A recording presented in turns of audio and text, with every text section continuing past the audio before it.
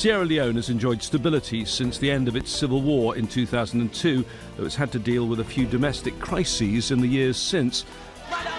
Last year, hundreds of people took to the streets in frustration at rising inflation and economic hardship. The protests turned violent and led to deaths. Since then, President Julius Maada has been re-elected, but there were accusations of widespread irregularities in the poll in June. A former coup leader in the 1990s, Bayo's first civilian team was recognised for championing education and women's rights. But after the recent coups in the region, does Sierra Leone face a similar risk? Hi everyone, welcome back again to True Mamri. I hope you are all well by the grace of God. If this is your first time, my name is Mamri and I'm bringing you another interesting video. I'm so sorry it has been a while, but we are still here. This video is about Julius, the Sierra Leone president. He was interviewed some few days ago, less than 2 weeks. He talks about what went on in his country and what is going on now.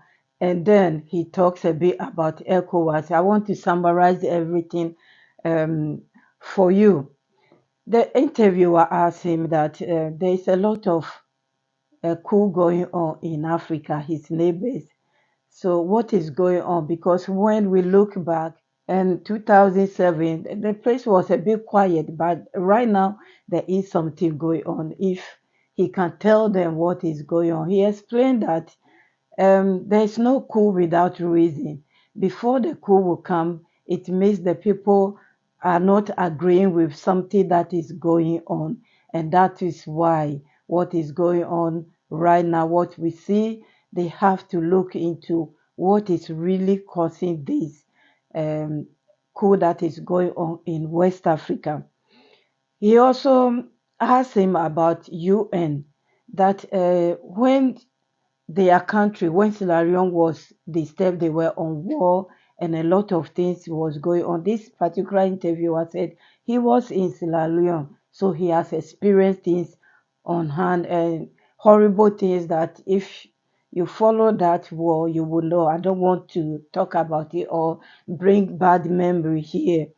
And he said UN was happy and it was going well, but the final stroke was UK has sent some troops that has helped a lot. So now that Kenya is going to Haiti and also what is going on in Congo in particular, he mentioned Congo. Why is it that these countries, UN is not helping so the country will come back to normal? He said that his answer was the people in the country must agree for the coup or the war to end, for it to end. He realized that the main focus was on UN and the UK presence that ended the war, but it wasn't like that. The people has agreed to end the war, and that's why the war has ended. The women, the paramount chiefs, they all came together. They were all doing their thing. In fact, they worked harder towards the end of the coup before the coup has ended. Without them, this coup will never end. I've learned something out of it. And I compare it to Ghana because after the 70s coup, a lot of people up to today, whenever they are annoyed about the government, what you hear them saying is, we don't want what happened before happening again. We don't want any bloodshed. So you see that Ghanaians will shout, but when it comes to taking weapons, they withdraw themselves from taking weapons. And that's why they said Ghana have peace, even though people are suffering. We prefer, not that we like it that way, but people would rather choose that than to choose gun and fight. So like he said, he was right that without the people agreeing for peace, peace will never happen. So it's not just about the UN. UN and the UK was like midwife who help. Like when two people are annoyed, somebody neutral has to come in and intervene before both sides can agree. So what is going on in Congo is like it's between the leaders and the Westernites and the UN. What was on?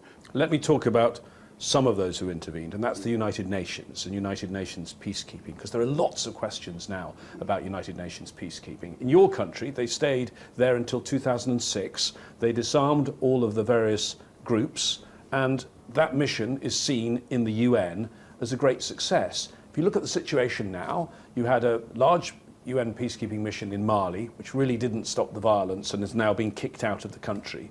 And as you've already mentioned, the Democratic Republic of Congo, the UN has been there for decades and the violence is still raging. Is there a role for UN peacekeeping in the world? For the United Nations peacekeeping. But like I have said to you, there must be appetite for peace within the country itself. You know that there is war going on in Congo up to today, that people don't talk about it and they don't show it in the media. You will never see anything, but people are dying every day in Congo. There's no peace in Congo. But, because the people who are creating it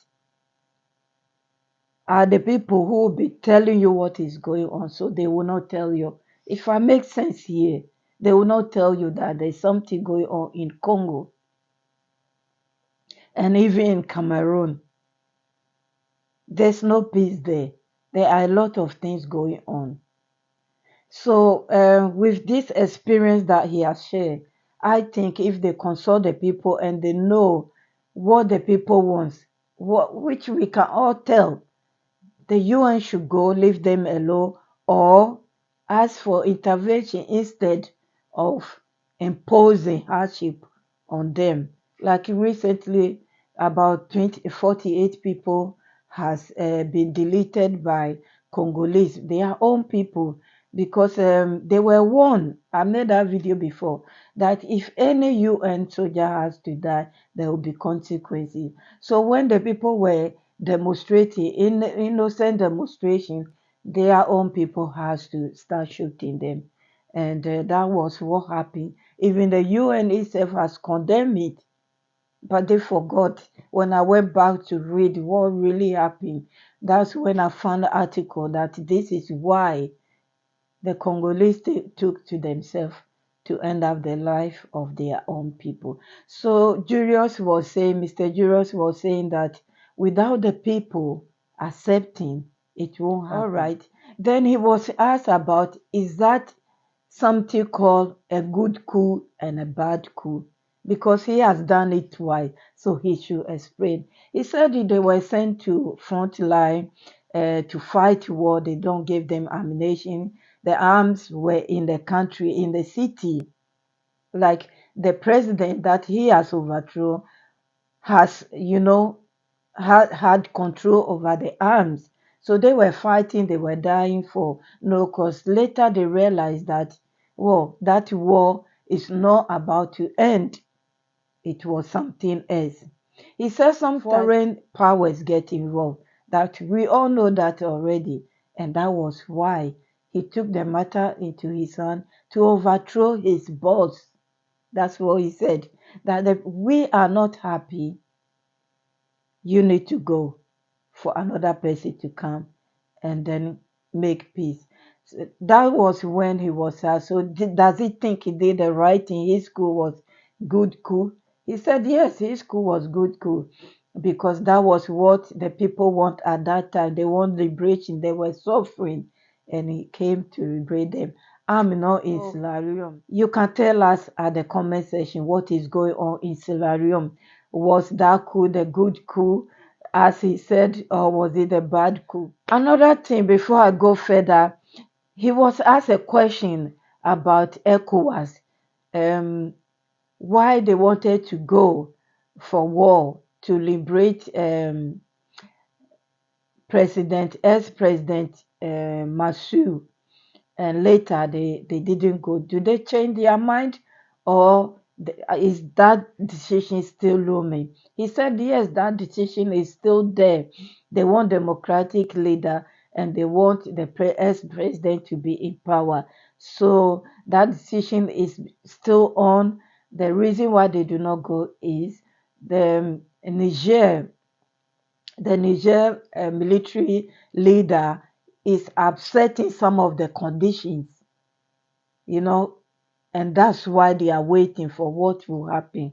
I said, so that was the only reasons why. So we wait and see whether he will lose hope, he will lose guide, and the people will come in and rule them again.